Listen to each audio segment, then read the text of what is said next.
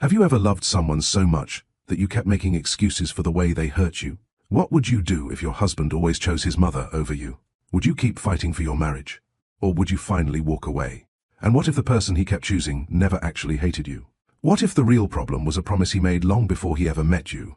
Welcome back to Love Stories by Mr. Johnson, where every story carries a lesson that could change the way we see love, family, and ourselves. Today's story is about loyalty, sacrifice, and the painful truth that sometimes trying to make everyone happy ends up breaking the people you love the most. Before we begin, tell us in the comments, should a husband always put his wife first, or should a mother always come before anyone else?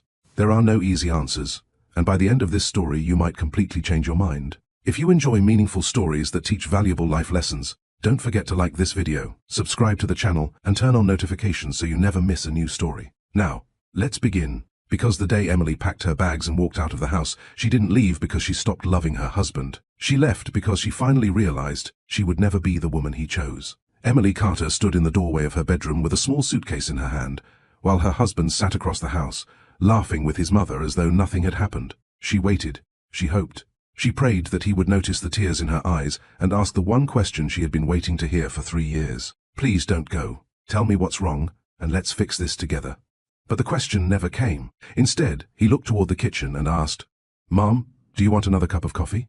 Emily quietly closed the suitcase. At that moment, she realized something that many people learn too late. Sometimes a relationship doesn't end because two people stop loving each other. Sometimes it ends because one person keeps feeling invisible. And if you've ever felt like your voice didn't matter in your own relationship, stay with me until the end of this story. Because what happened to Emily and Daniel teaches a lesson that every husband, wife, son, daughter, and even parent needs to hear. But before we continue, I want to ask you something. Have you ever had to compete for the love and attention of someone who promised to put you first? If you have, let us know in the comments. Your story might help someone else who's going through the same pain.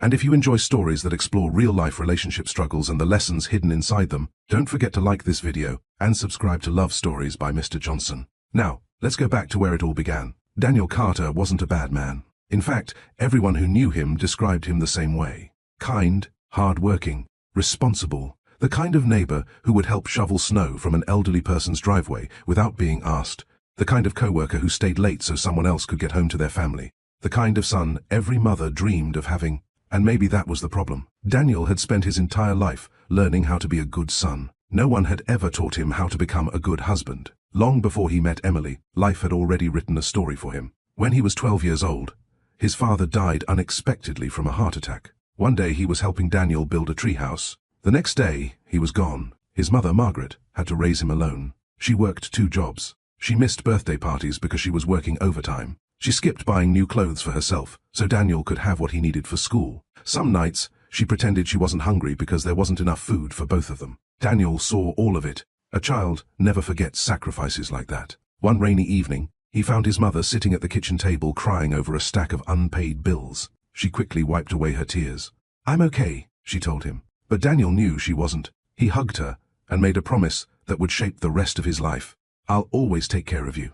Margaret smiled. She thought it was a sweet promise from a little boy. She never imagined that promise would one day stand between her son and his marriage. Emily's childhood looked very different. She grew up in a house that had enough money but very little peace. Her parents fought often, not with shouting, with silence. Her father would disappear into his office for days after an argument. Her mother would walk around the house pretending everything was fine, while quietly crying at night. Emily learned something dangerous from watching them. She learned that people can live in the same house and still feel completely alone. As a little girl, she made herself another promise. "When I get married, my home will be different." She dreamed about partnership. She dreamed about open conversations. She dreamed about building a family where everyone felt heard. Then, she met Daniel. He was patient. He listened when she talked. He remembered little things. Her favorite flowers, her favorite coffee, the books she loved reading. For the first time, Emily believed she had found someone who would never make her feel invisible. Their first date lasted 5 hours. The restaurant closed around them, but they stayed outside talking under the streetlights. Daniel asked about her dreams. Emily asked about his family. When he talked about his mother, his face softened. "She gave up everything for me," he said. Emily smiled. "I can't wait to meet her." At that moment, she truly meant it. She wasn't looking for a husband who would abandon his family. She wanted to become part of it. Margaret liked Emily the first time they met. She hugged her warmly. She invited her over for dinner. She even gave her one of the family recipes. Everything seemed perfect. But sometimes problems don't arrive like storms. Sometimes they arrive quietly. The first small crack appeared after Daniel proposed. Emily had spent weeks imagining the moment. A simple wedding. Close friends. Close family. A day that belonged to them. Margaret had other ideas. You should invite your second cousins. You need a bigger church. Blue flowers would look much nicer. Daniel laughed. Mom has planned enough weddings to know what she's talking about. Emily laughed too, but something inside her felt uncomfortable. She wasn't upset about the flowers. She was upset because Daniel never asked what she wanted. It was a small moment, easy to ignore, and that's exactly what she did. Because love often convinces us that little problems will disappear on their own. Sometimes they do. Sometimes they grow. The wedding day arrived. Emily looked beautiful. Daniel couldn't stop smiling. Margaret cried through the ceremony. Everyone said they looked like the perfect couple. No one noticed that every important decision had quietly belonged to someone else. No one noticed because Emily herself refused to notice. She believed marriage would change things. She believed once they had their own home, they would finally start building their own life. She had no idea that some habits follow people into every new chapter, and some promises are much harder to break than they seem. Little did she know, the greatest challenge of her marriage wouldn't come from a lack of love. It would come from a man who loved too many people at the same time, and didn't know how to choose. And that choice would eventually cost him everything. The first 6 months of marriage felt almost perfect. Daniel and Emily bought a small 2-bedroom house in a quiet neighborhood outside Chicago. It wasn't large, and the furniture didn't match, but Emily loved it because it was theirs. She spent weekends painting the walls. Daniel assembled bookshelves and fixed leaky faucets. At night, they would sit on the living room floor, eating takeout because they still didn't own a proper dining table. Those were the moments Emily would remember later. The simple moments. The peaceful moments. The moments that made her wonder if she had imagined all the warning signs. Because love has a way of making us believe that happiness today can erase discomfort from yesterday. But life often teaches the opposite. Small problems that go unaddressed rarely disappear. They simply wait. Margaret lived only 20 minutes away. At first, Emily thought that was wonderful. She had always wanted a close family. She imagined Sunday dinners, holiday traditions, and grandchildren running through the backyard someday. She never imagined that boundaries would become the biggest lesson of her marriage. The first unexpected visit happened on a Saturday morning. Emily was still wearing pajamas when the front door opened. Margaret walked inside carrying grocery bags. "I brought breakfast," she said cheerfully. Emily looked surprised. "You have a key?" Margaret smiled. "Daniel gave me one in case of emergencies." Emily turned toward her husband. He looked completely relaxed. "I forgot to mention it." Emily forced a smile. She didn't want to make a scene. After all, she told herself, it was only a spare key. But later that night, she asked gently, "Do you think we should have talked about that first?" Daniel looked confused. "It's my mom. I know. She would never abuse it." Emily nodded. "I know." The conversation ended there. Neither of them realized they had been discussing two completely different things. Daniel thought they were talking about trust. Emily thought they were talking about partnership. If you've ever been in a relationship where you felt unheard, tell us below. What hurts more? Someone disagreeing with you, or someone acting like your feelings don't matter at all? And if these stories speak to your heart, don't forget to subscribe to Love Stories by Mr. Johnson, where every story carries a lesson about life, love, and family. Weeks passed. Then the unexpected visits became normal. Margaret stopped by to water the flowers, to drop off groceries, to fold laundry, to organize the kitchen cabinets. She never asked permission because she believed she was helping. Daniel never objected because he believed helping was love. Emily never complained because she believed a good wife should be patient. 3 good people. 3 good intentions. 1 growing problem. One afternoon, Emily spent hours preparing dinner for Daniel's birthday. She cooked his favorite meal from scratch. She even baked a chocolate cake. When Margaret arrived, she opened the oven and frowned. "Oh, sweetheart," she said kindly. "Daniel likes the roast cooked a little longer." Without waiting for an answer, she adjusted the oven. Then, she tasted the sauce. "It needs more seasoning." She added spices. Daniel walked in and smiled. "Smells amazing." Emily waited. She hoped he would say, "Emily worked hard on this." Instead, he kissed his mother's cheek. "Thanks for helping." Emily smiled for the rest of the evening. Then she cried quietly while washing dishes after everyone left. Not because of the food, because no one noticed who had cooked it.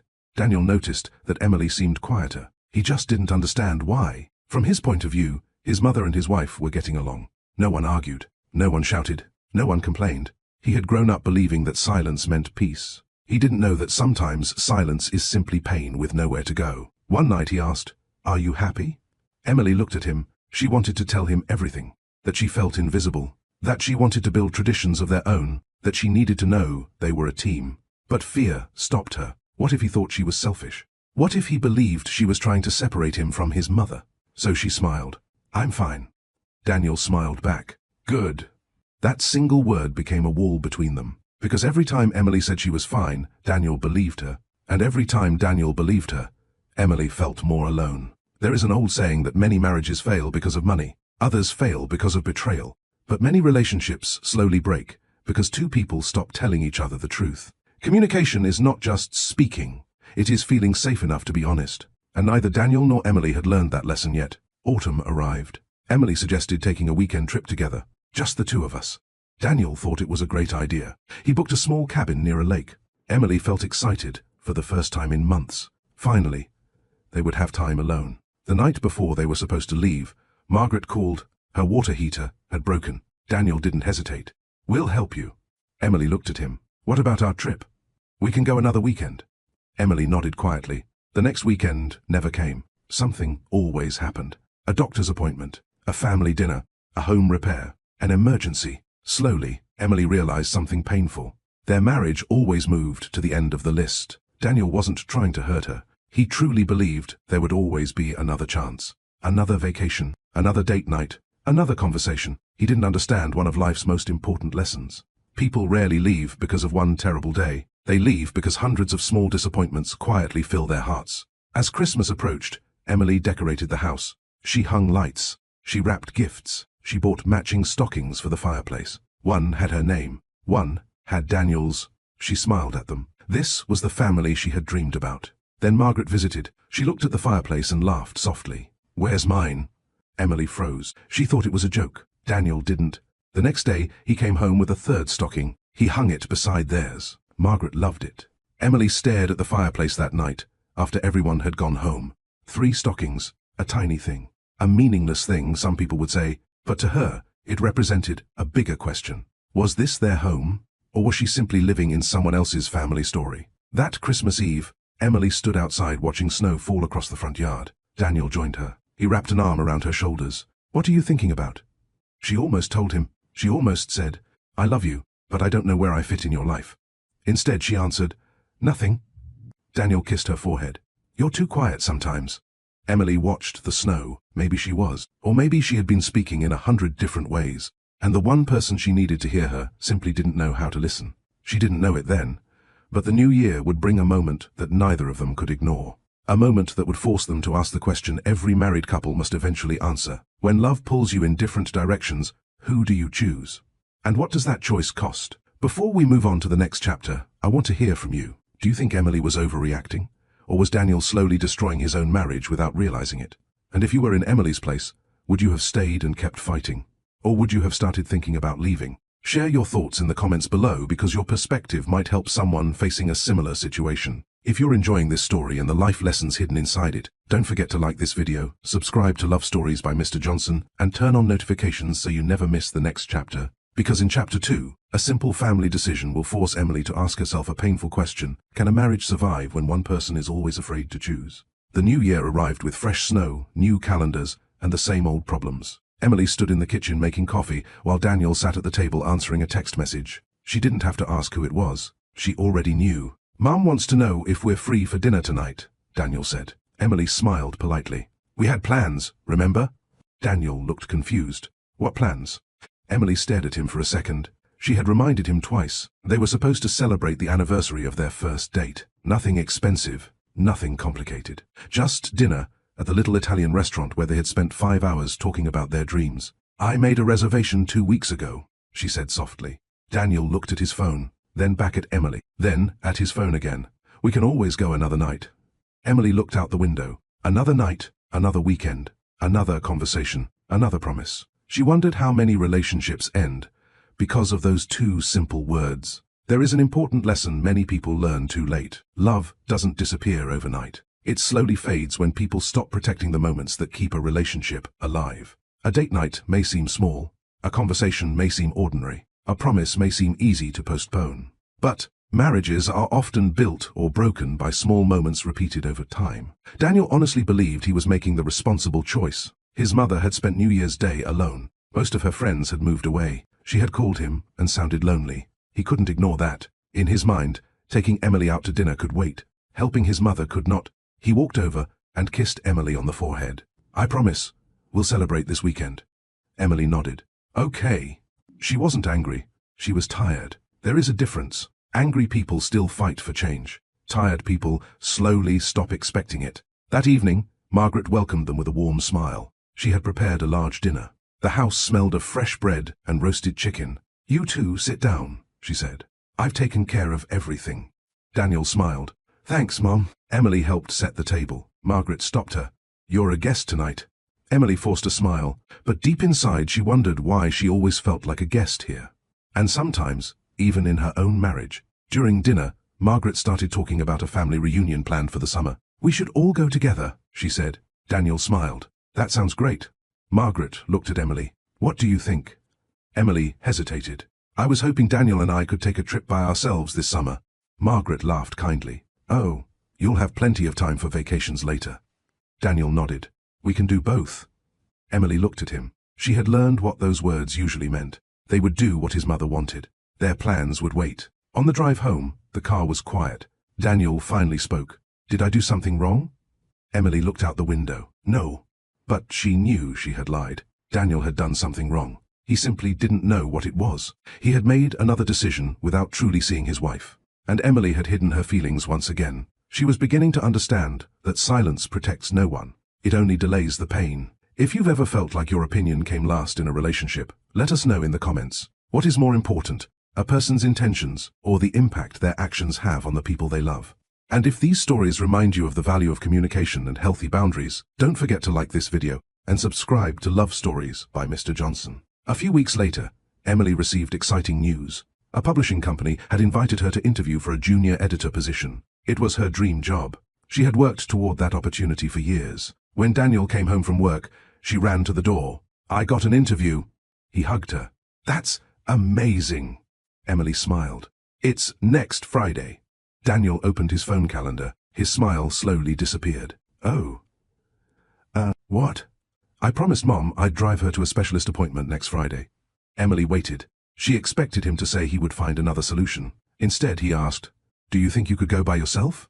The question hurt more than she expected. She wasn't asking him to get her the job. She wasn't asking him to solve her problems. She simply wanted the man she married to stand beside her during one of the most important days of her life. "I thought you'd want to be there," she whispered. Daniel looked guilty. "I do, but—" He didn't answer, because he didn't know how to explain something he had never fully understood himself. He had spent so much of his life believing that taking care of his mother was his greatest responsibility, that he had never stopped to ask what his marriage needed from him. That night, Emily sat alone in the living room. She thought about her own mother.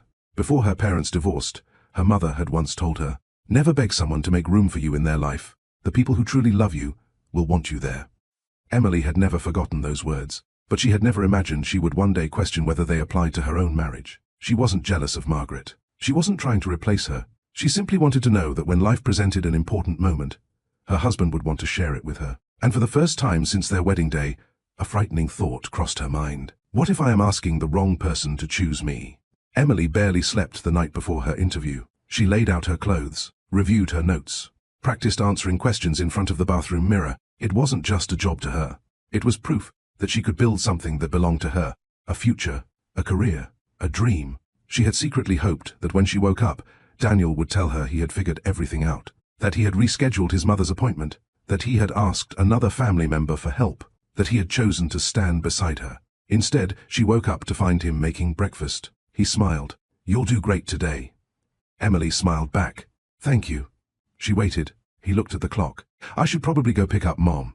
The words landed heavily. She nodded. "I understand." But the truth was, she didn't. One of the hardest lessons in life is learning that love and support are not always the same thing. A person can love you deeply and still fail to give you what you need. That doesn't always make them a bad person, but it can make the relationship painful. Daniel drove his mother to the specialist. Margaret noticed he seemed distracted. "Is something wrong?" He shook his head. "No." She looked at him carefully. "You never were a good liar." After a long silence, he admitted the truth. Emily had an important interview today. Margaret frowned. Then why aren't you with her? Daniel kept his eyes on the road. You needed me. Margaret looked out the window. For the first time, she wondered if her son had been carrying a burden she had never asked him to carry. Quietly, she said, I could have taken a taxi. Daniel didn't answer, because deep down, he knew she was right. Meanwhile, Emily sat in the waiting room of the publishing company. People around her were talking confidently. Some had friends or family with them. She sat alone. She reached for her phone. No message, no call, no. I'm thinking about you. She put the phone away. Then she reminded herself of something her mother used to say. Never let someone else's choices decide your worth. She took a deep breath and walked into the interview. Hours later, she returned home. The house was empty. A note sat on the kitchen counter. Dinner at Mom's house. Join us when you can. Emily stared at the note. Then she laughed softly. Not because anything was funny, because sometimes disappointment becomes so familiar that tears no longer come. She walked upstairs, changed into comfortable clothes, and sat quietly in the bedroom. She looked around the room they had shared for years. Wedding pictures, vacation photos, smiling memories. She realized something painful. Most of those pictures captured moments. Very few captured partnership. Daniel came home late that evening. He was carrying a container of leftover food. Mom made your favorite soup. Emily looked at him. I had an interview today. I know. It mattered to me. I know. She waited. He waited. Finally, she asked, did you ever stop and think that maybe I needed you too? I can't be in two places at once. Emily nodded. I know. Then why are you upset? She looked at him with tears in her eyes.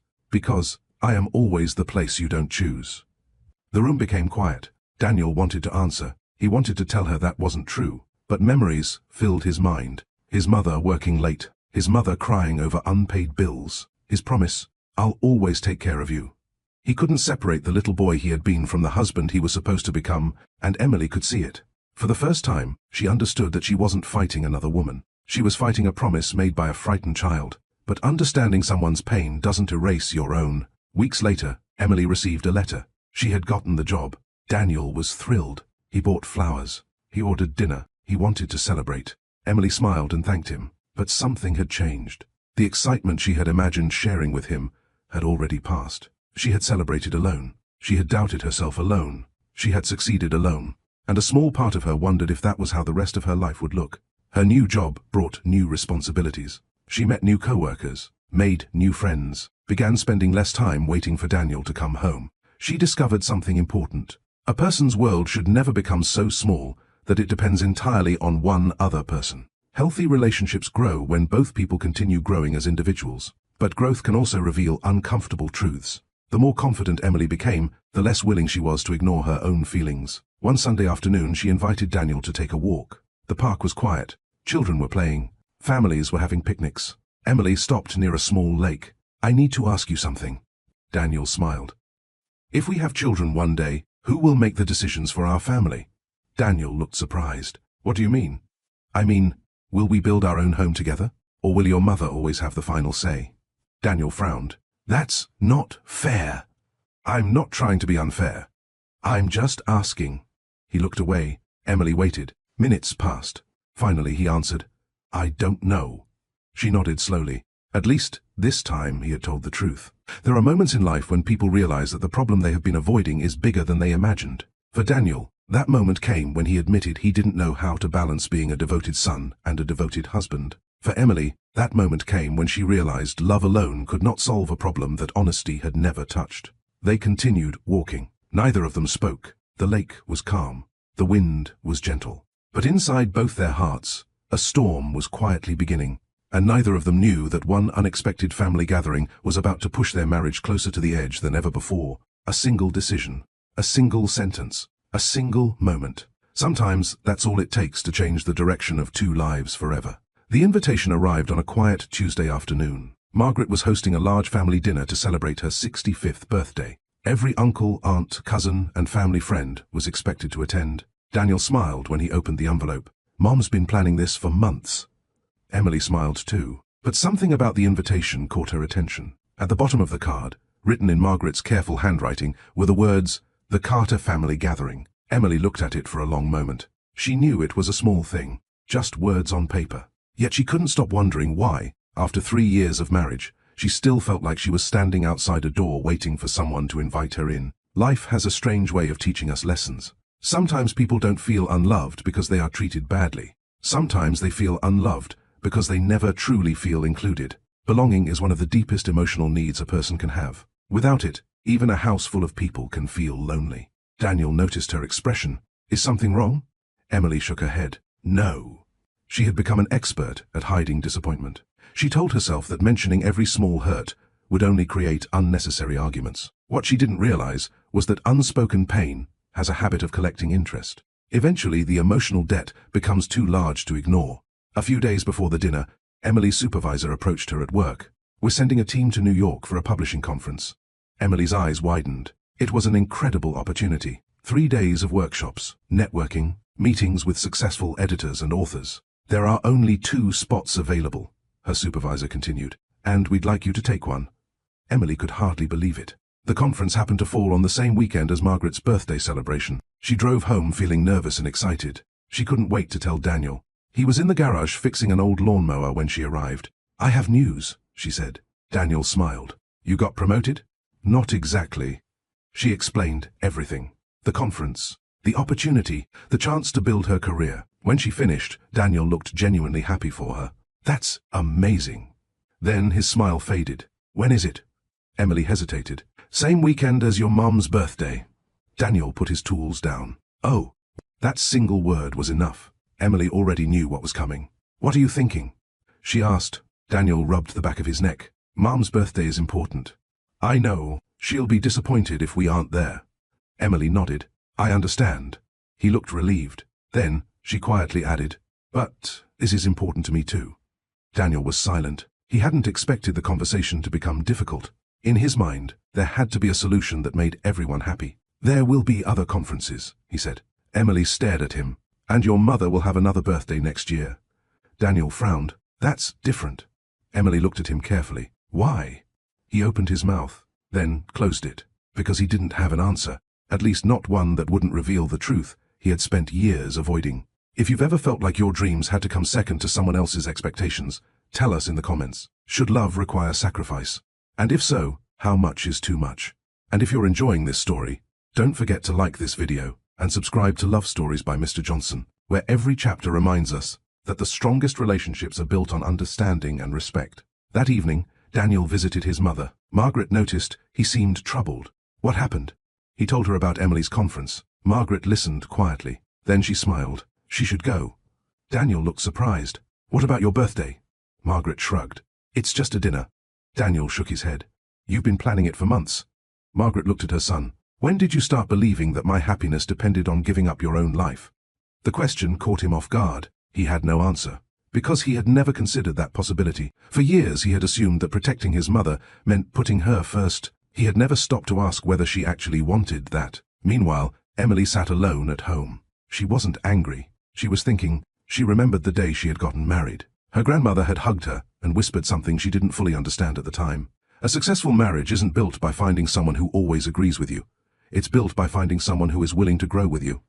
Emily wondered if she and Daniel were growing together, or simply growing apart. Later that night, Daniel came home. He found Emily reading in the living room. I talked to Mom, he said. Emily looked up. And? She thinks you should go to New York. Emily blinked. Really? He nodded. A small smile crossed her face. Then she asked the question that mattered most. What do you think? Daniel looked down. He had spent the entire drive home asking himself the same thing. He wanted Emily to chase her dreams. He also wanted to be the son he had always promised to be. I don't know, he admitted. Emily closed her book. She appreciated his honesty. But honesty without action can still leave people feeling lost. The days passed quickly. The deadline to accept the conference invitation was approaching. Emily waited. She hoped Daniel would come to her and say, "We'll figure this out together."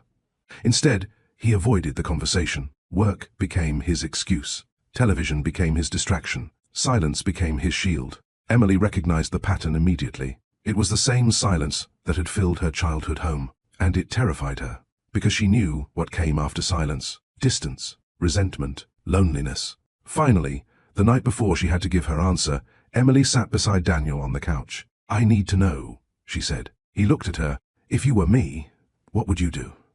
Daniel thought for a long moment. Then he answered the only way he knew how. I would stay for family.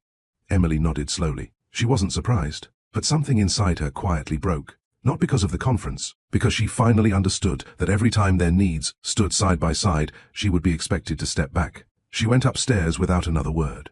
Daniel stayed on the couch. Neither of them realized that the biggest lesson of their marriage was slowly becoming clear. Love cannot survive where one person's dreams are always treated like optional extras. And upstairs, as Emily looked at the acceptance form on her laptop, she found herself asking a question she had never dared to ask before. What if choosing myself isn't selfish?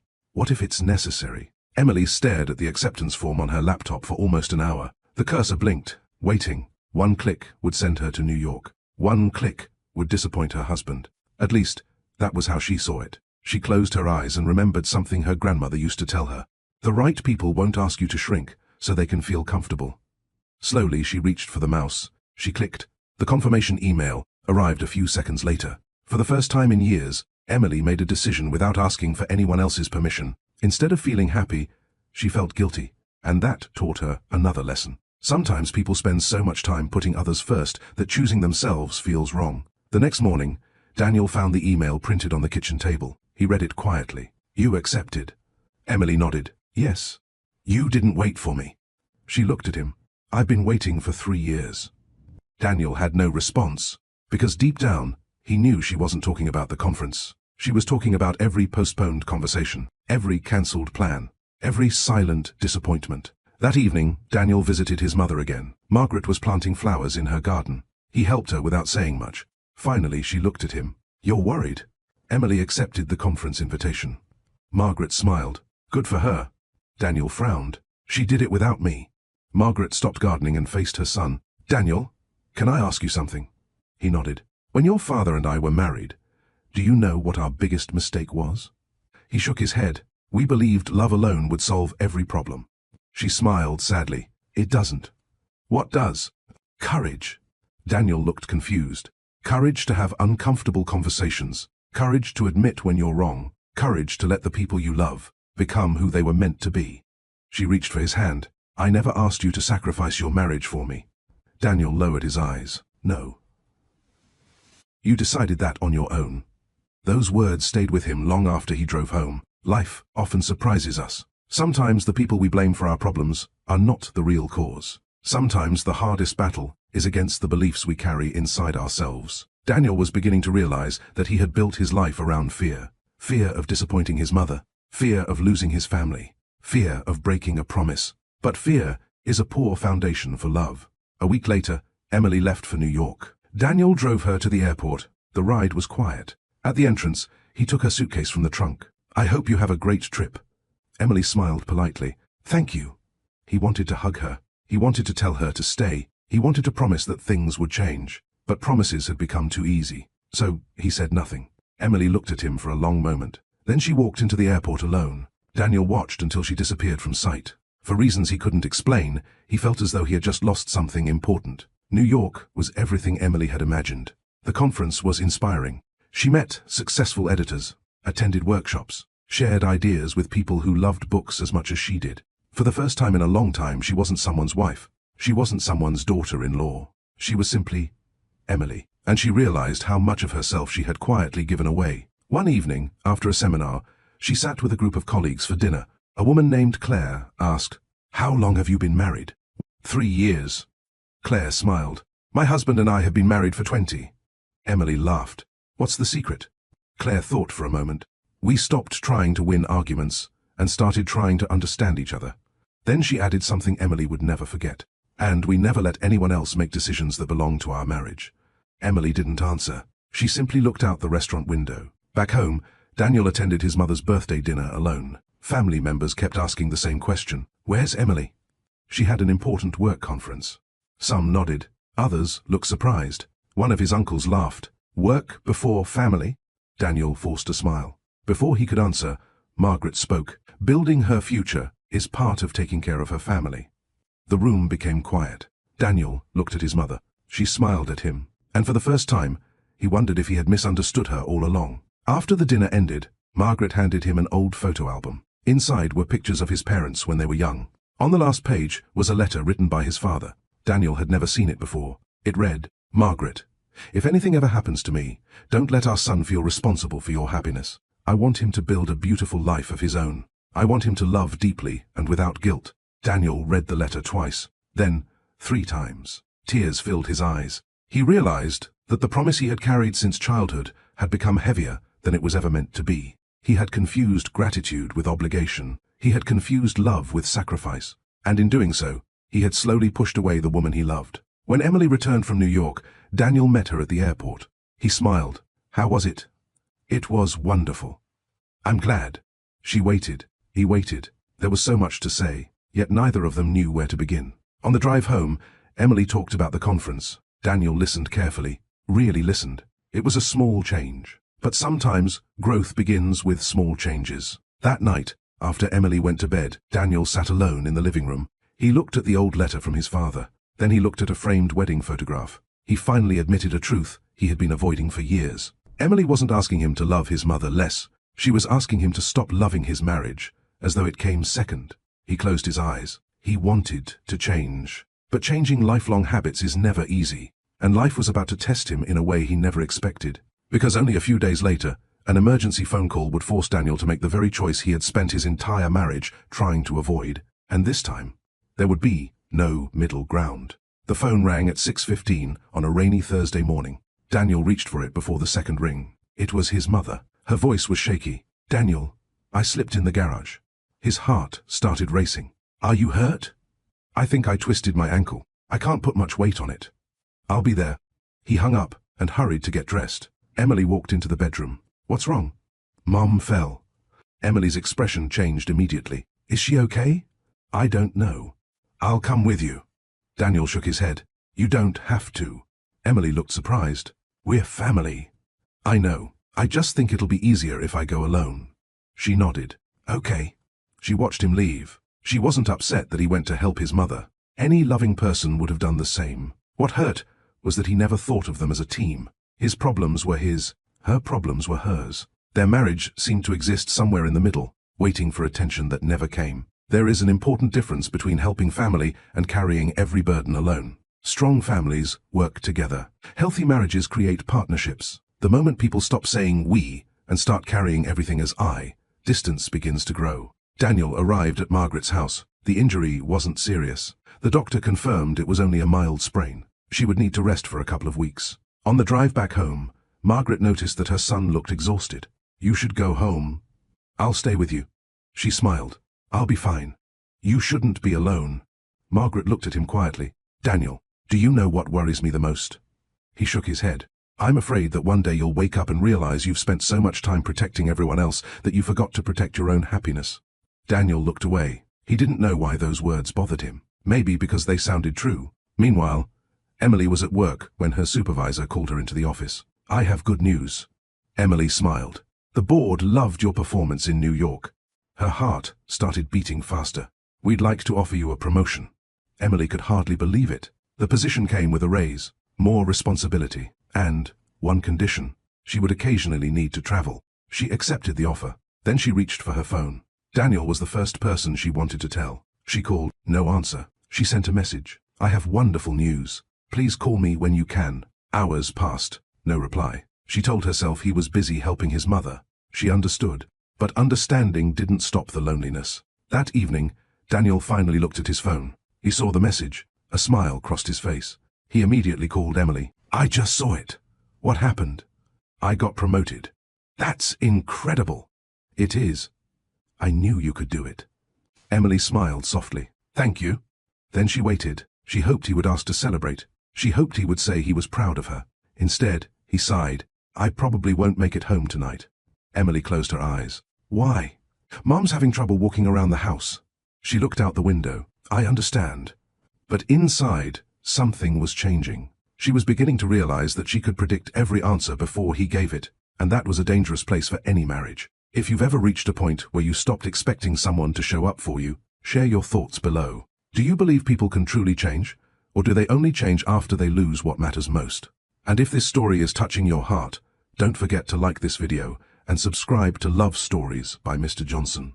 For the next 2 weeks, Daniel stayed at his mother's house almost every evening. Emily told herself it was temporary. She tried to stay positive. She focused on work. She read books. She spent weekends with friends. One of those friends was Claire, the woman she had met in New York. Over coffee one Saturday morning, Claire asked, "How are things at home?" Emily hesitated. Then, for the first time, she told someone everything: the cancelled plans, the forgotten promises, the silence, the feeling of always coming second. Claire listened without interrupting. When Emily finished, Claire asked one simple question. "What would you tell me if our situations were reversed?" Emily thought about it. Finally, she answered, "I would tell you that your feelings matter." Claire smiled gently. "Then why don't yours?" Emily didn't have an answer. That night, Emily sat alone at the dining table. She looked at the 2 empty chairs, one for her, one for Daniel. She remembered the excitement she had felt when they bought the table. She had imagined family dinners, long conversations, laughter. Instead, she found herself eating alone more often than not. She wasn't angry at Margaret. She wasn't even angry at Daniel. She was grieving the marriage she thought she had. Daniel finally came home just before midnight. Emily was still awake. "I saved you some dinner," she said. "I'm not hungry." He noticed she looked tired. "You should get some sleep." She looked at him. "Can I ask you something?" "Of course." "If I were the one who needed help, if I were sick or injured, would you stay with me the way you're staying with your mother?" Daniel answered immediately, "Yes."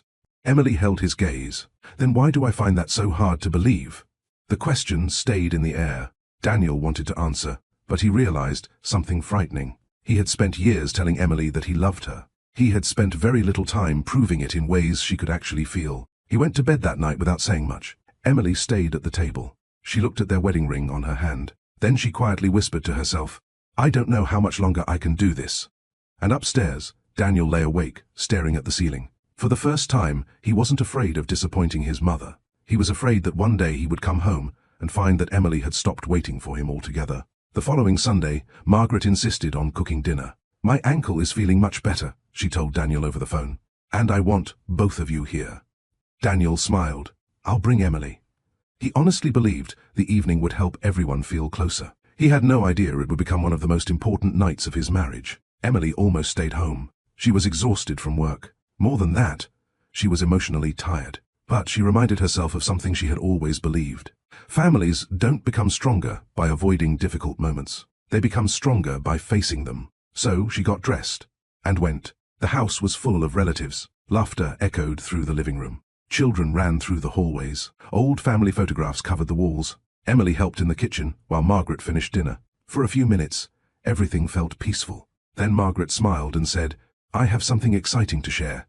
Everyone gathered around the table. "I've been thinking about selling this house." The room filled with surprised voices. Daniel looked shocked. "Why?" Margaret laughed softly. "It's too big for one person." She paused. "And I was thinking, maybe I could move in with you two." The room became silent. Emily looked at Daniel. Daniel looked at the floor. Every family member waited for his answer. Finally, he smiled. "I think that's a wonderful idea." Emily felt her heart sink. No one had asked what she thought. No one had looked at her. The decision had been made as though she wasn't even in the room. Sometimes the deepest wounds are not caused by cruel words. Sometimes they come from being forgotten. Feeling unseen can hurt more than being criticized. Because criticism at least acknowledges that you exist. One of Daniel's aunts smiled. "Emily, you'll love having Margaret around." Another relative added, "3 generations under one roof. That's how families should be." Emily forced a smile. She couldn't speak. Not because she was angry, because she was afraid that if she started talking, years of hidden pain would come pouring out. On the drive home, the silence was unbearable. Daniel finally looked at her. "You haven't said anything." Emily laughed quietly. "What would you like me to say?"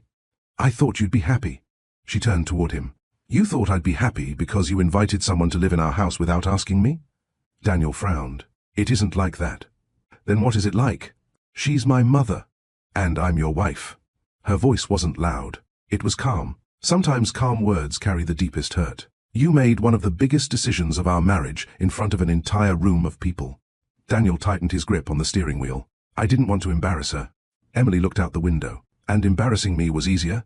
When they reached home, Emily went upstairs. Daniel followed her. "We can still talk about it." She turned around. "When?" "Tonight." She shook her head. "No, Daniel." "When? When was I supposed to be part of this conversation?" "Before you answered." After your family celebrated? Or after your mother packed her bags? Daniel stood there speechless. For the first time, he saw the situation through her eyes. She wasn't rejecting his mother. She was asking for a place in her own marriage. Life often teaches that boundaries are not walls built to keep people out. They are doors that protect relationships from unnecessary hurt. Without boundaries, love can slowly turn into resentment. And resentment is one of the quietest destroyers of families. The next morning, Emily left early for work. She forgot her lunch on the kitchen counter. Daniel picked it up and decided to bring it to her office. When he arrived, he saw something that surprised him. Emily was laughing with her co-workers. She looked confident, relaxed, happy. One of her colleagues smiled. Emily talks about books all the time. She's brilliant. Daniel smiled politely. But as he drove home, a strange feeling settled over him. He realized there was a whole part of his wife's life he barely knew. He knew his mother's favorite tea, her doctor's schedule, the stories from his childhood. But he didn't know Emily's co-workers, her goals, her biggest dreams. Somewhere along the way, he had stopped learning about the woman he married. That evening, he visited Margaret. She immediately noticed he was upset. What happened? Daniel told her everything. The dinner, the argument, Emily's reaction. Margaret listened quietly. Then she asked, "Did you ask your wife if she wanted me to move in?" Daniel lowered his eyes. "No." Margaret sighed. "Then you didn't give her a chance to welcome me." He looked confused. "What do you mean?" She smiled sadly. "There's a difference between opening your heart and having a decision forced upon you." She reached across the table. "Daniel, I love you, but I raised you to become a good man, not a guilty man." He felt tears filling his eyes. "What if I've already ruined everything?" Margaret squeezed his hand. "Then stop making excuses and start having honest conversations." That night, Daniel came home carrying groceries. He wanted to cook dinner. He wanted to apologize. He wanted to fix things. He found Emily sitting on the back porch. She was watching the sunset. He sat beside her. For several minutes, neither of them spoke. Finally, he whispered, "I'm sorry." Emily kept looking ahead. "What are you sorry for?" He thought carefully. Not for the argument, not for the misunderstanding, for something much bigger. "I'm sorry that I've spent so much time trying not to disappoint everyone else, that I kept disappointing you." A tear rolled down Emily's cheek. It was the first apology she had waited years to hear. But some wounds cannot be healed by one conversation. She looked at him and quietly asked, "If your mother asked to move in tomorrow, and I said I wasn't ready, what would you do?" Daniel opened his mouth. No words came out. The silence returned, and this time it gave Emily the answer she had feared all along. She stood up, walked inside the house, and closed the bedroom door behind her. Daniel remained on the porch until long after the sun had disappeared, because for the first time in his life, he realized that refusing to answer a difficult question was still an answer. And upstairs, Emily quietly pulled an old suitcase out of the closet, not because she had decided to leave, but because, for the first time, she needed to know that if she ever had to, she could. Before we continue, I want to ask you a very important question. Was Emily wrong for wanting boundaries? Or was Daniel wrong for making life-changing decisions without his wife's voice being heard? And if you were in Daniel's position, what would you have done? Would you have asked your mother to wait? Or would you have expected your spouse to accept the decision? Share your thoughts in the comments below, because there are no easy answers, and every family faces difficult choices. If this story has touched your heart and reminded you of the importance of communication, respect, and healthy boundaries, don't forget to like this video, subscribe to Love Stories by Mr. Johnson, and turn on notifications so you don't miss the next chapter. Because in Chapter 5, Emily will stop waiting for things to change, and one unexpected decision will force Daniel to discover that the people we take for granted don't always stay forever. The suitcase stayed in the closet. For 3 days, Emily never touched it again. She went to work. She came home. She cooked dinner. She cleaned the house. She smiled when people asked how she was doing. From the outside, nothing had changed. But inside, she had stopped waiting. And that was the difference. Sometimes the loudest warning sign in a relationship is not fighting. It's when one person quietly gives up hope that things will ever be different. Daniel noticed the change. Emily no longer reminded him about date nights. She no longer asked him to watch movies with her. She no longer waited up for him when he came home late. At first, he thought things had finally become peaceful. Then he realized something was missing. She had stopped sharing her life with him. One evening, he walked into the kitchen. "I was thinking we could go out this weekend." Emily looked up from her book. "I already have plans." "Oh, I'm meeting some friends from work." Daniel nodded. "Maybe Sunday?" "I'm visiting my grandmother." For the first time since they had been married, Daniel realized what it felt like to come second, and he didn't like the feeling Life has a way of teaching us empathy. Sometimes we don't understand another person's pain until we experience a small part of it ourselves. But wisdom comes from learning before it is too late. A few days later, Emily's grandmother invited them both to dinner. Daniel was happy. He thought maybe they could reconnect. When they arrived, the old woman welcomed them warmly. She was nearly 80 years old, but her mind was sharp. She watched them carefully throughout the meal. She noticed the long silences, the polite smiles, the distance. After dessert, she asked Daniel if he would help her in the garden. As they walked outside, she looked at him and smiled. "You love my granddaughter very much, don't you?" "More than anything." She nodded. "Then why does she look lonely every time she sits beside you?" The question struck him deeply. "I don't know what to do anymore." The old woman picked a small flower and held it in her hand. "Do you know why gardens die?" Daniel shook his head. "People think they only need water during a drought." She handed him the flower. "But healthy things need care every day." He looked down. She continued, "A marriage is no different. People don't leave because one terrible thing happened. They leave because love was neglected little by little." Daniel remembered every postponed trip, every forgotten promise, every moment Emily had quietly accepted disappointment. For the first time, he wondered how many chances she had already given him. Inside the house, Emily helped clear the table. Her grandmother smiled gently. "Are you happy?" Emily tried to answer. She couldn't. Tears filled her eyes instead. The old woman hugged her. "There is no shame in admitting that something hurts." Emily whispered, "I don't know if I can keep doing this." Her grandmother nodded. "Then don't ask yourself whether you can survive the marriage. Ask whether the marriage is helping you become the person you were meant to be."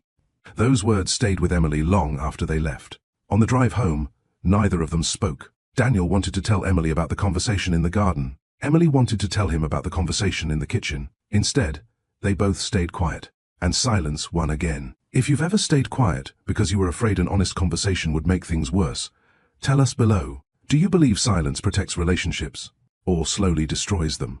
And if these life lessons are meaningful to you, don't forget to like this video and subscribe to Love Stories by Mr. Johnson. The following week, Daniel came home earlier than usual. He had flowers in one hand and Emily's favorite dessert in the other. He wanted to surprise her. The house was empty. A note sat on the dining table. "Went out with co-workers. Don't wait up." Daniel smiled at first. Then he looked at the clock. It was almost 10 at night. He sat down and waited. 11 o'clock, midnight, 1 in the morning. Finally, Emily walked through the front door. She looked surprised to see him awake. "You waited for me?" Daniel nodded. "I wanted to spend time together." Emily looked at the flowers. "They're beautiful." She meant it. But she also remembered all the nights she had waited for him, all the dinners that had grown cold, all the celebrations she had spent alone. She gently placed the flowers on the table. "Thank you." Daniel felt disappointed. He had expected more. Then he realized something painful. He was asking for understanding that he himself had rarely given. The next Saturday, Margaret visited. She noticed the distance between them immediately. After Emily left to run errands, Margaret sat beside her son. "Tell me the truth." Daniel sighed. "I think I'm losing her." Margaret looked at him for a long moment. Then she asked, "When was the last time you asked Emily what she needed?" He thought about it.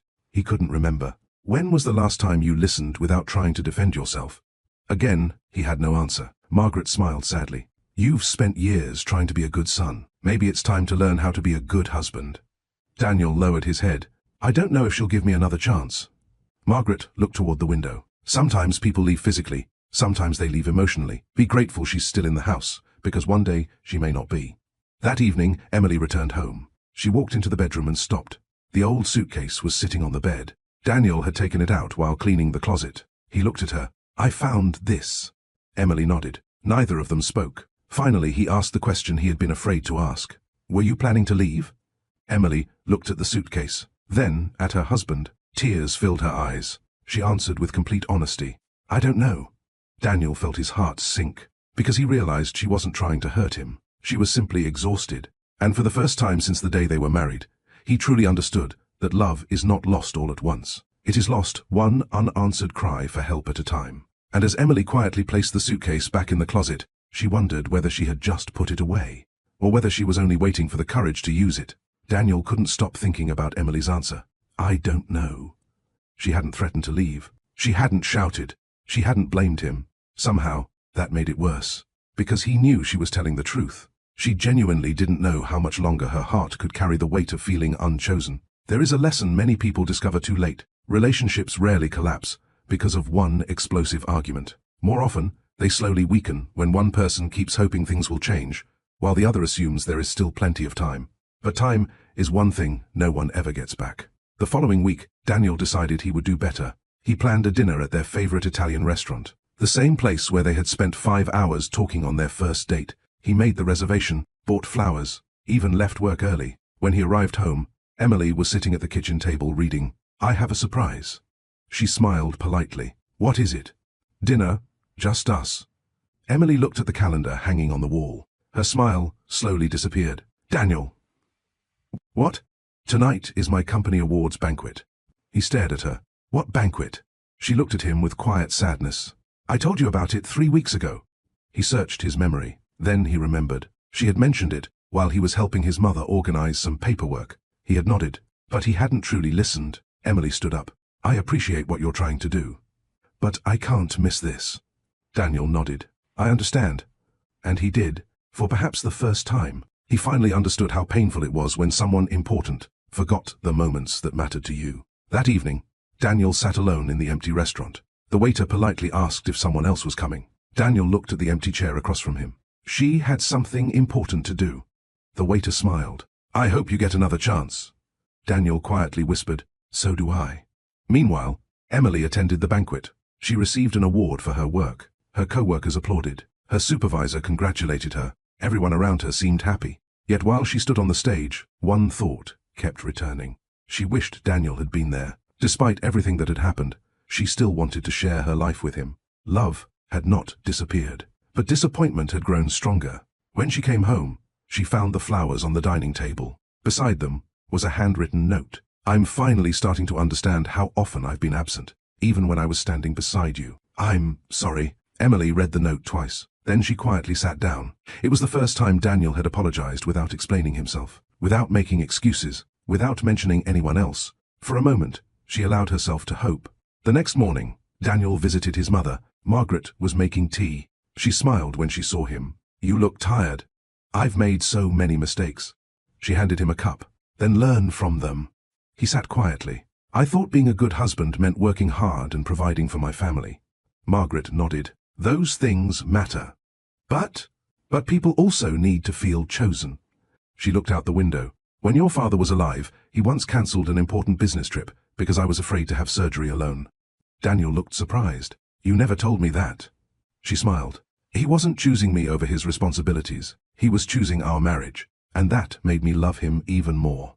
Daniel stared into his tea. No one had ever taught him that love required active decisions. He had assumed that good intentions were enough. Life is one long classroom. Some lessons are learned from success. Others are learned from regret. The wisest people are those who are willing to change while they still have the opportunity. A few days later, Emily came home to find Daniel cooking dinner. The kitchen was a mess. Flour covered the counter. The smoke alarm had already gone off once. She couldn't help laughing. Daniel smiled. "I may need professional help." She laughed again. It was the first genuine laugh they had shared in months. They ate together, talked about work, talked about books, talked about nothing important. For a little while, it felt like the old days. Then Daniel's phone rang. Both of them looked at the screen. "Mom calling." Daniel froze. Emily looked down at her plate. She already knew what would happen. He would answer. He would leave. Dinner would end. The evening would become another memory of disappointment. Daniel reached for the phone. Then he stopped. He let it ring. A few seconds later, it stopped. Emily looked at him in surprise. "You didn't answer." He smiled gently. "I can call her back after dinner." Tears filled Emily's eyes. Not because he ignored his mother, because, for once, he protected a moment that belonged to them. Sometimes healing begins with something as small as finishing a meal together. After dinner, Daniel called Margaret. She answered immediately. "Is everything okay?" He smiled. "Yes.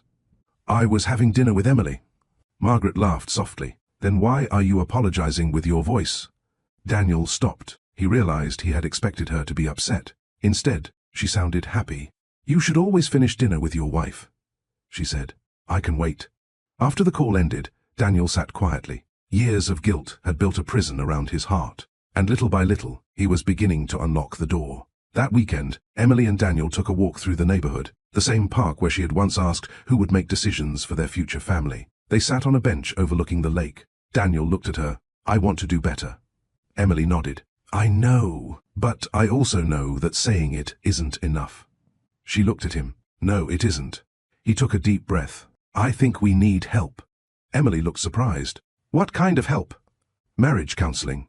For a long moment, she didn't speak. Then, a single tear rolled down her cheek. Not because she believed everything would suddenly be fixed, but because, for the first time since they had been married, Daniel was no longer pretending the problem would solve itself. She reached for his hand, and together they looked across the quiet lake. Neither of them knew whether their marriage could still be saved, but both of them understood one important truth. Love is not just about finding the right person. Sometimes it is about becoming the right person. And only a few days later, their first counseling session would uncover a hidden truth that would change the way Daniel saw his entire life. The counseling office was quiet. Soft music played in the background. A small clock ticked gently on the wall. Emily and Daniel sat together on a couch, but there was enough space between them for another person to fit in the middle. The counselor noticed it. She smiled warmly. You don't have to impress me, she said. You only have to be honest.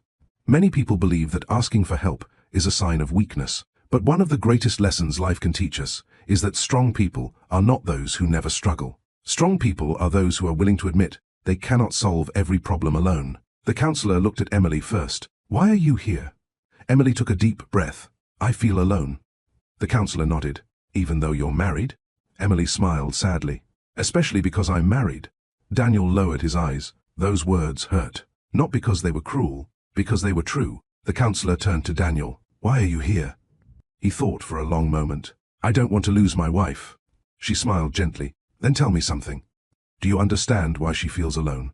Daniel opened his mouth, then closed it. Finally he answered. I think I'm starting to. For the next hour, they talked. Emily spoke about the cancelled plans, the forgotten conversations, the constant feeling that she had to compete for a place in her husband's life.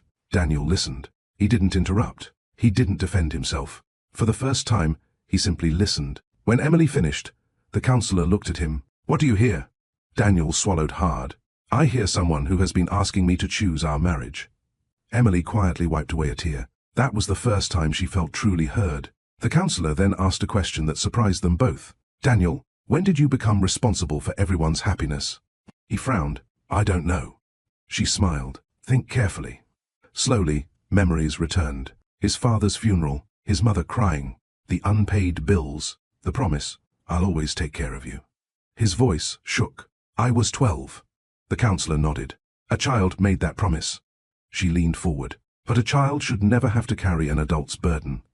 Daniel felt tears in his eyes. For years he had believed that breaking that promise would make him a bad son. He had never considered that holding onto it too tightly could make him a bad husband. Emily watched quietly. For the first time, she wasn't looking at the man who had hurt her. She was looking at the frightened little boy he used to be. She understood him better than ever before. But understanding and healing are not the same thing. A broken heart still needs to be repaired. If you've ever carried responsibilities that were never truly yours, tell us in the comments. Do you think childhood experiences shape the way we love as adults? And if this story is helping you see relationships from a new perspective, don't forget to like this video and subscribe to Love Stories by Mr. Johnson. The counselor handed Daniel a blank sheet of paper. I want you to write down the people you feel responsible for. He wrote, my mother, my wife, my family, my co-workers, my friends. The counselor looked at the list. Then she asked, where is your name? Daniel stared at the paper. He hadn't written it. She smiled gently. People who never care for themselves often end up hurting the people they love without meaning to. Emily looked at her husband. She realized he had spent years trying to save everyone. The problem was that he had been drowning at the same time. After the session ended, they walked to the parking lot together. Neither of them spoke for a while. Finally, Emily asked, how are you feeling? Daniel laughed quietly. Like I've been carrying a backpack full of rocks for 20 years. She nodded. I know that feeling. He looked at her. I'm sorry you had to carry some of them with me. Over the next few weeks, they continued counseling. Slowly, they began learning new habits. They had dinner together without their phones. They talked about their days. They planned one evening every week that belonged only to them. The changes were small, but small habits build strong relationships, just as small neglects slowly destroy them. One Saturday morning, Daniel visited his mother. She was feeling much better. As they drank coffee together, he finally found the courage to speak. Mum. She smiled. Yes? I need to tell you something. She looked at him carefully. I haven't always been fair to Emily. Margaret nodded. I know. I thought taking care of you meant putting my marriage second.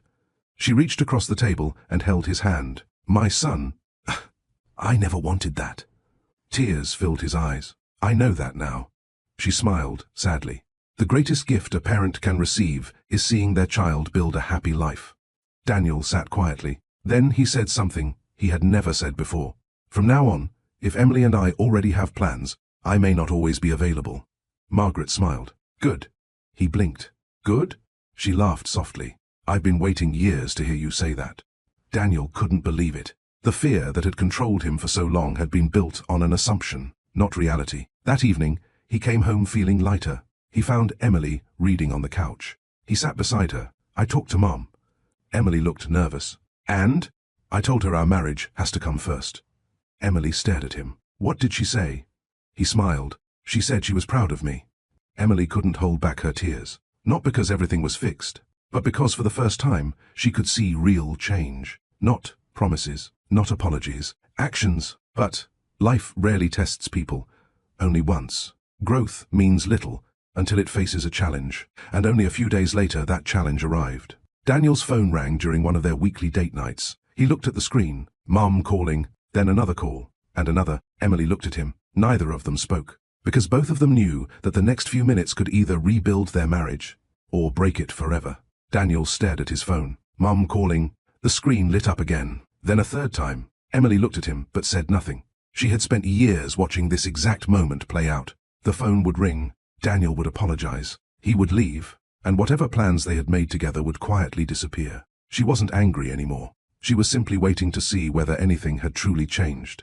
Growth is easy when life is calm. Character is revealed when old habits and new values collide. Many people say they have changed. Very few are willing to prove it when it costs them something. Daniel took a deep breath. Then he answered the phone. Hi, Mom. Margaret sounded embarrassed. I'm sorry to bother you. What's wrong? The kitchen sink won't stop leaking. Daniel looked at Emily. Then he smiled gently. Are you safe? Yes. Is there water everywhere? No. He nodded. I'll come first thing in the morning. There was a brief silence. Then Margaret asked, You're having your date night, aren't you? Yes. She laughed softly. Then finish your evening with your wife. I can wait until tomorrow. Daniel smiled. Thank you, Mom. After the call ended, he placed the phone back in his pocket. Emily looked at him. Everything okay? He nodded. It can wait. For a moment, neither of them spoke. Then Emily reached across the table and held his hand. It was a small moment. But after years of disappointment, small moments had become priceless. That night, they walked through the park. The same park where they had once sat in silence, wondering if their marriage could survive. Now the silence felt different. Peaceful. Daniel looked at Emily. I owe you something. She smiled. You don't owe me anything. I owe you the truth. He stopped walking. I spent so much time trying to keep a promise to my mother that I forgot the promises I made to you. Emily felt tears in her eyes. I know. I can't change the past. No. But I want to build a better future. Emily looked at him carefully. Then she asked the question she had carried in her heart for years. If we face another difficult choice, will I have to fight to be heard? Daniel shook his head. No. Why?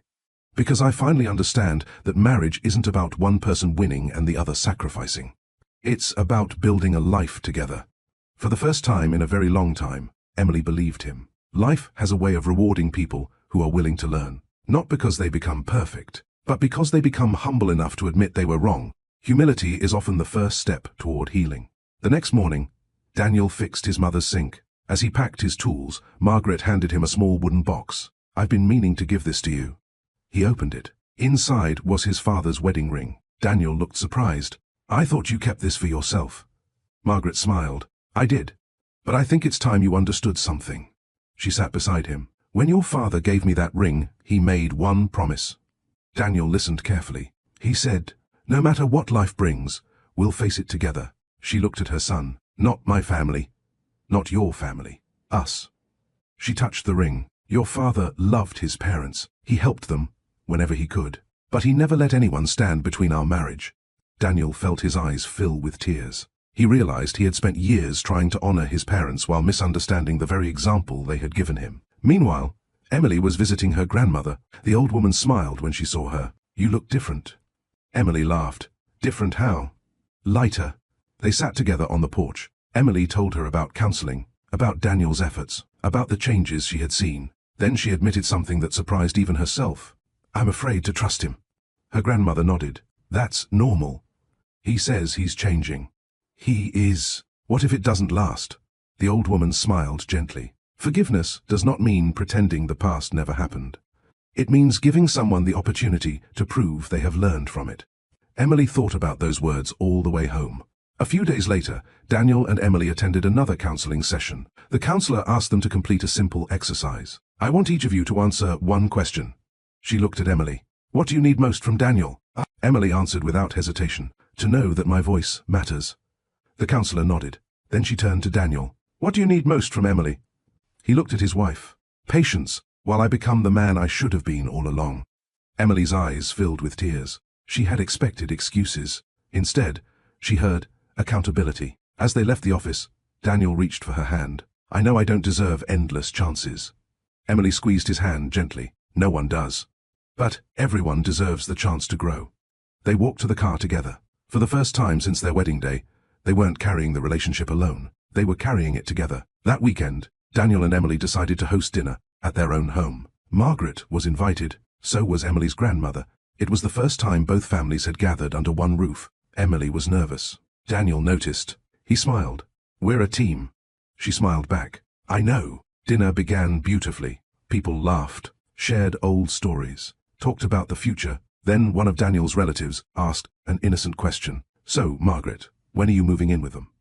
The entire table became quiet. Everyone looked at Daniel. Months earlier, he would have answered without thinking. This time he looked at Emily first. She looked back at him. Then he smiled. "Emily and I will make those decisions together." Margaret nodded proudly. Emily's grandmother smiled. And for the first time, Emily truly felt like she belonged. Later that night, after everyone had gone home, Emily stood in the living room. She looked at the dining table, the empty chairs, the quiet house. Daniel walked up beside her. "What are you thinking about?" She smiled softly. "I'm thinking about how different tonight felt." He nodded. "So am I." She looked at him. "I almost left, you know." Daniel closed his eyes. "I know. If things had stayed the same, I would have gone." He took her hand. "I'm grateful you stayed long enough for me to learn." Emily rested her head against his shoulder. Neither of them noticed that Margaret had forgotten her scarf. She quietly opened the front door, saw them standing together, and smiled. Without saying a word, she closed the door again. Some moments belong only to a husband and wife, and for the first time, she understood that letting go was not losing her son. It was giving his marriage the space it needed to grow. But life still had one final test waiting. A test that would force Emily to decide whether she could truly trust the man Daniel had become, or whether the wounds of the past were simply too deep to heal. Spring arrived quietly. The trees outside their home began to bloom. The long winter had passed, and in many ways, so had the hardest season of their marriage. Daniel and Emily still attended counseling. They still had difficult conversations. They still made mistakes. But something had changed. They had stopped treating each other like opponents. They had started acting like partners. And that made all the difference. One of the greatest lessons in life is that healing is not an event. It is a process. Trust is not rebuilt through one apology or one grand gesture. It is rebuilt through small acts of consistency repeated over time. One Saturday morning, Emily was making pancakes when her phone rang. It was her supervisor. She listened quietly. Then a huge smile spread across her face. After the call ended, Daniel walked into the kitchen. "Good news?" She laughed.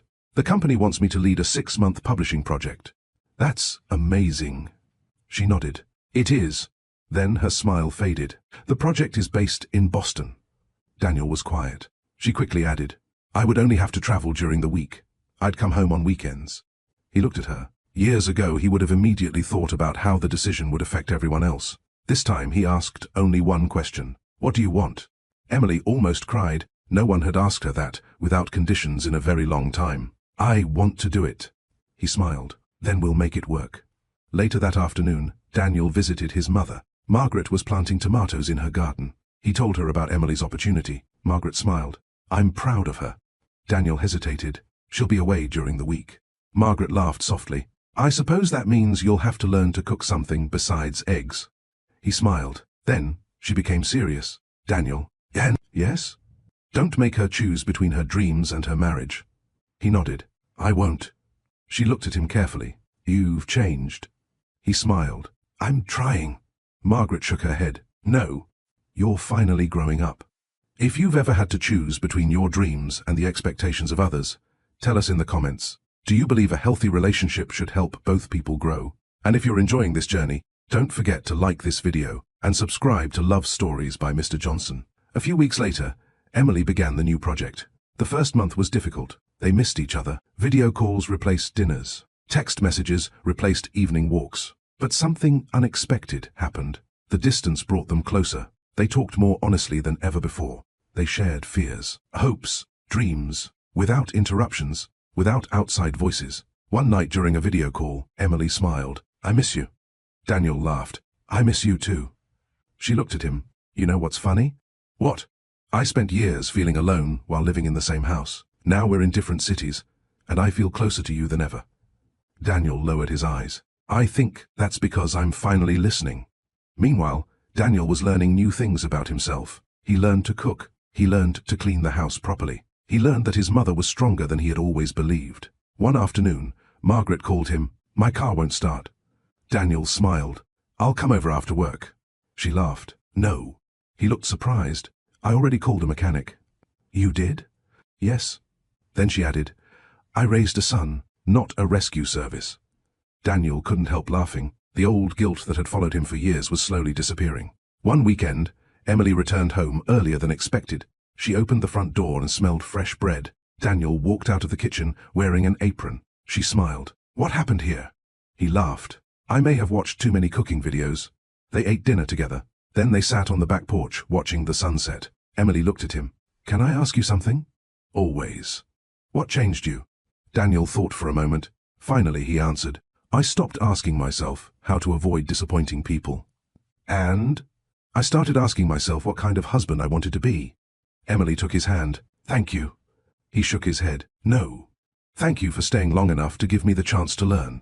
A month later, Emily's company organized a formal awards dinner. Employees were encouraged to bring their spouses. Emily invited Daniel. He immediately accepted. The night of the event, she looked beautiful. Daniel couldn't stop smiling. During the ceremony, Emily was invited onto the stage to receive recognition for her leadership. As she stood before the audience, the host asked, Who has supported you the most during this journey? Emily looked toward Daniel. He expected her to mention her co-workers, her grandmother, perhaps even herself. Instead, she smiled and said, My husband. Daniel felt tears fill his eyes. Then Emily continued, Not because he's perfect, but because he was willing to change, and because he taught me that people can grow when they choose humility over pride. The audience applauded. Daniel stood quietly. He knew he didn't deserve all the credit, but he also understood that forgiveness is one of the greatest gifts a person can receive. After the ceremony ended, they walked to the parking lot. Daniel looked at Emily. I have a surprise. She smiled. What is it? He handed her a small envelope.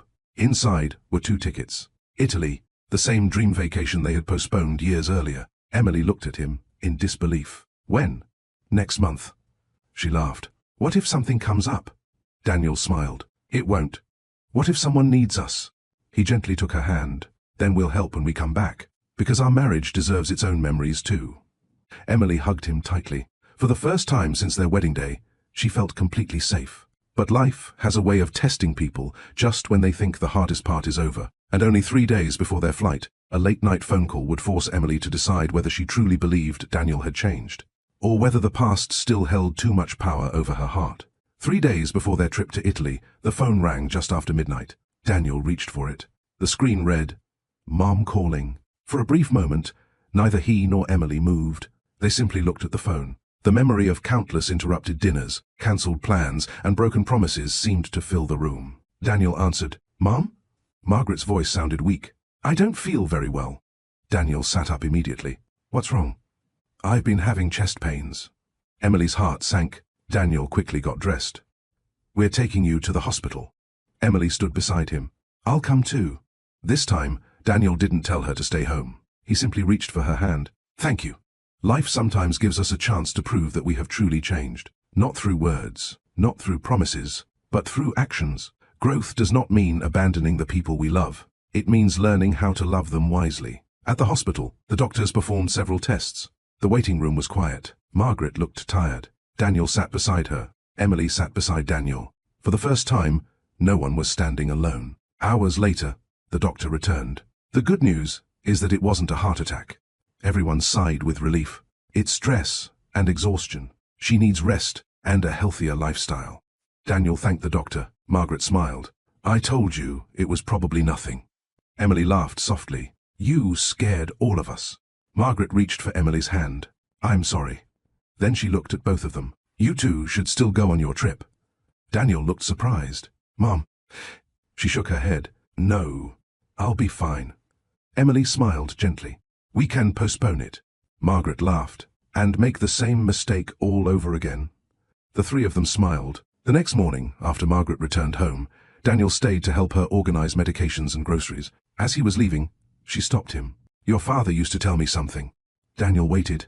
He said that the greatest sign of love is not sacrifice. It's balance. She smiled. A parent's job is to prepare a child to leave, not to make them feel guilty for growing. Daniel hugged his mother. I wish I had understood that years ago. She smiled. So do I, but life doesn't teach us everything at once. Meanwhile, Emily visited her grandmother. She told her about the hospital, about Margaret, about the trip. Then, she admitted something that surprised her. I'm not angry anymore. Her grandmother smiled. What are you feeling? Emily thought carefully. Hope. The old woman nodded. Good. But hope needs something to stand on. What? Trust. Emily looked out the window. I think I'm learning that trust isn't built because someone never hurts you. It's built because they keep showing up after they realize they have.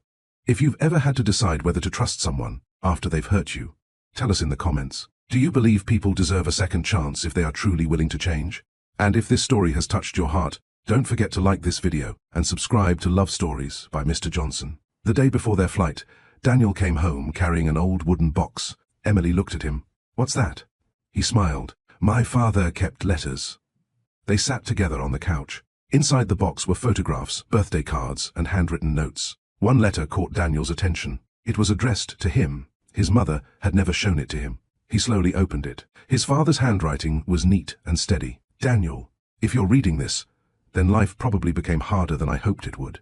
I want you to take care of your mother, but I also want you to build a family of your own. Don't carry guilt where love should live. One day, a woman will trust you with her heart. Protect it. Listen to her. Stand beside her, and never make her wonder whether she matters. Daniel couldn't finish reading. Tears rolled down his face. Emily quietly held his hand. She realized something important. The man she had fallen in love with had always existed. He had simply been trapped inside old fears and old promises. The next morning, they left for the airport. As they waited to board their flight, Daniel looked at Emily. I have something to ask you. She smiled. What is it? If I ever stop listening again. She interrupted him. You won't. He laughed softly. How can you be sure? She looked into his eyes. Because you're no longer trying to be perfect. You're trying to be present. Italy was everything they had dreamed about. They walked through old streets, shared quiet dinners, watched sunsets over the water. There were no phone calls that interrupted them. No cancelled plans. No outside expectations. Only two people learning how to enjoy the life they had almost lost. One evening, they sat near a fountain. Emily asked, do you ever think about what would have happened if nothing had changed? Daniel looked down. Every day. What do you think? He took a deep breath. I think I would have come home one day and found the house empty. Emily nodded. I think so too. He reached for her hand. I'm grateful that didn't happen. So am I. When they returned home, Margaret was waiting with dinner. She hugged them both. Then she smiled at Emily. Thank you. Emily looked surprised. For what? For loving my son long enough for him to become the man he was supposed to be. Emily hugged her, and in that moment, the competition that had never truly existed disappeared completely. They were no longer standing on opposite sides. They were family. Later that night, Daniel and Emily sat alone on the back porch. The stars filled the sky. Daniel looked at his wife. I used to think love was about never letting people down. Emily smiled. What do you think now? He answered without hesitation. I think love is about having the courage to tell the truth, set healthy boundaries, and choose each other every single day. Emily rested her head on his shoulder. The future still held challenges. Life always does, but they were no longer afraid of them, because they had learned that a strong marriage is not built by avoiding difficult conversations. It is built by facing them together. And as they sat quietly beneath the stars, neither of them realized that one final conversation was waiting, a conversation that would bring their journey full circle. And finally, answer the question that had been hanging over their marriage from the very beginning. When love asks you to choose, what does choosing really mean? A few weeks after returning from Italy, Daniel received a call from his mother. Can you come by this afternoon? Margaret asked, Of course. There are some things I want to talk about. When he arrived, he found several old boxes sitting in the living room. Photographs, letters, family keepsakes collected over a lifetime. Margaret smiled. I've decided to sell the house. Daniel looked around slowly. The walls had watched him grow up. The kitchen had held countless family dinners. The backyard still had the remains of the old treehouse he and his father had built together. Are you sure? He asked. She nodded. It's time. He sat beside her. What changed your mind? Margaret looked out the window. I realized I was holding on to memories instead of building new ones. Then she smiled. And I realized that parents have a responsibility to let their children live their own lives. One of the most important lessons in life is understanding that love should never become a cage. Real love gives people roots to grow and wings to fly. Whether we are parents, children, husbands or wives, we must learn the difference between holding on and holding back. Emily joined them later that afternoon. Margaret handed her a small photo album. Inside were pictures from Daniel's childhood. Emily laughed at the photographs of a young boy covered in mud and holding a fishing pole. Then she noticed a picture of Daniel's parents on their wedding day. They looked happy, peaceful. Margaret pointed to the picture. Your father-in-law always believed that marriage came first. Daniel looked surprised. He never stopped loving his family. He simply understood that a husband and wife have to build a home where both people feel safe. She reached for Emily's hand. I'm sorry if I ever made you feel like you didn't belong. Emily's eyes filled with tears. You weren't the reason. Margaret smiled. I know, but I still wish I had seen your pain sooner. The two women hugged. Years of misunderstanding quietly faded away. If this story has reminded you of the importance of healthy boundaries and honest communication, tell us in the comments, what lesson has touched your heart the most? And if you enjoy stories that inspire and teach valuable life lessons, don't forget to like this video and subscribe to Love Stories by Mr. Johnson. A month later, Daniel and Emily received exciting news. Emily's company had offered her a permanent leadership position. She would no longer need to travel as often. The same evening, Daniel was offered a promotion at work. The new position came with better pay. But it also required moving to another city. The opportunity was everything he had worked for. Yet, accepting it would mean leaving Margaret behind. Daniel looked at the offer letter. Then he looked at Emily. Years ago, he would have made the decision alone. This time, he placed the letter on the table. What do you think? Emily smiled. I think we should talk about it. For hours they discussed every possibility. The advantages, the risks, Margaret, their future, their dreams. No one interrupted. No one decided for the other. When they finished, Daniel realized something. The answer mattered less than the process. The next day, they visited Margaret. Daniel explained the job offer. She listened quietly. Then she laughed. You both look worried. We don't want to leave you alone, Daniel admitted. Margaret smiled. I have friends here. Neighbors, a community. Then she looked at Emily. And I know you'll make sure he calls me. Everyone laughed. Daniel shook his head. You really don't mind? She smiled. My son, I spent years teaching you how to walk. I would be a terrible mother if I expected you never to leave the house. That night, Daniel and Emily sat on the back porch, the same place where they had shared tears, apologies, and hope. Daniel looked at her. Can I ask you something? She smiled. Always. If you could go back in time, would you still marry me? Emily looked at the stars. She thought about the loneliness, the disappointments, the nights she cried herself to sleep, the suitcase in the closet. Then she looked at the man beside her. I would. Daniel looked surprised. Why? She smiled softly. Because people are not defined only by their mistakes. They are also defined by what they choose to become. Daniel couldn't hold back his tears. He realized that forgiveness had given him a second life, and he promised himself he would never waste it. The following weekend, they cleaned out an old storage room. While moving boxes, Emily found the suitcase, the same one she had packed months before. She looked at it for a long moment. Daniel noticed. He walked over quietly. You can throw it away if you want. Emily smiled. She shook her head. No. Why? She gently closed the suitcase. Because I never want to forget what almost happened. She looked at him. Some memories exist to hurt us. Others exist to teach us. Daniel nodded. And together they carried the suitcase back into storage. Not as a symbol of leaving, but as a reminder that love must always be protected. A few days later, Daniel made his final decision. He accepted the promotion.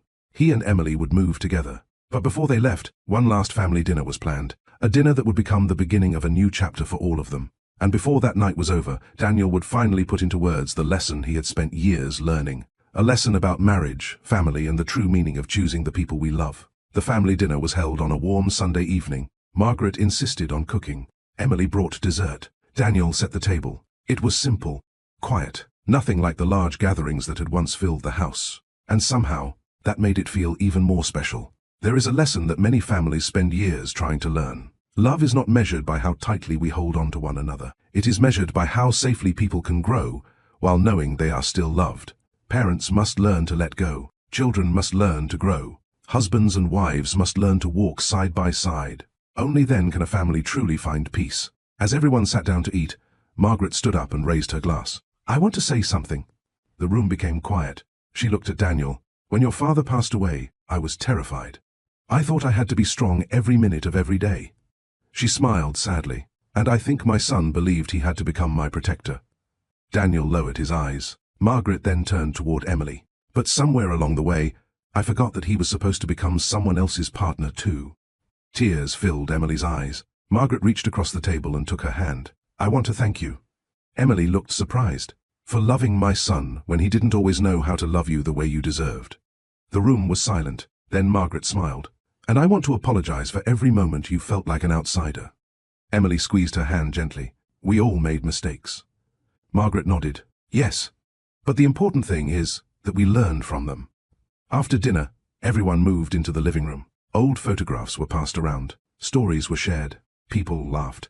At one point, Daniel picked up a picture of himself as a little boy standing beside his parents. He looked at the smiling faces in the photograph. Then he quietly said, "I spent years thinking my father would be disappointed in me if I ever put my own family first." Margaret shook her head. "He would have wanted exactly that." Daniel smiled. For the first time in many years, the guilt he had carried since childhood finally disappeared. A few days later, the moving truck arrived. Boxes filled the front yard. Neighbors stopped by to say goodbye. Margaret hugged Emily tightly. "I'm going to miss you." Emily smiled. "We're only a phone call away." Margaret laughed. "And this time, I promised to call after dinner." Everyone smiled. Daniel looked at his mother. "Thank you." She looked confused. "For what?" "For teaching me that being a good son and being a good husband don't have to compete with each other." She hugged him. They never did. On the drive to their new home, Emily looked out the window. The road stretched ahead of them. A new city, a new beginning. Daniel reached over and held her hand. "What are you thinking about?" She smiled. "I'm thinking about how close I came to leaving." He nodded. "So am I." She looked at him. "Do you know what saved us?" He thought for a moment. Then he answered, "The truth." Emily smiled. "No." "What then?" "The moment we stopped trying to win and started trying to understand each other." Daniel laughed softly. "I think you're right." Months passed. Their new home slowly filled with memories. They ate dinner together, protected their date nights, talked through disagreements instead of hiding from them. Sometimes they still made mistakes. Sometimes old habits tried to return. But now they faced those moments together. Because they had learned that a successful marriage is not built by two perfect people. It is built by two imperfect people who refuse to stop growing. One evening, while unpacking the last few boxes, Emily found the old suitcase. She smiled. Daniel looked at it and walked over. "I remember that." "So do I." He looked at her. "Are you going to keep it?" Emily nodded. "Yes." "Why?" She gently closed the lid. "Because one day, we might have children. And if they ever ask us what makes a marriage work, I want to tell them the truth." "What truth?" She smiled. "That love is not enough by itself. It needs honesty. It needs respect. It needs boundaries. And every day, it needs two people willing to choose each other again." Daniel wrapped his arms around her. "I'll never stop choosing you." Emily looked into his eyes. "I know," because this time, she didn't hear empty words. She saw a life that proved them. A year later, Daniel and Emily returned to visit Margaret. They sat together on the back porch, where so many important conversations had happened. Margaret looked at them and smiled. "You know, your father used to say something." Daniel laughed. "What was it?" She looked at both of them. He believed that the strongest families are not the ones without problems. They are the ones where people have the courage to face those problems together.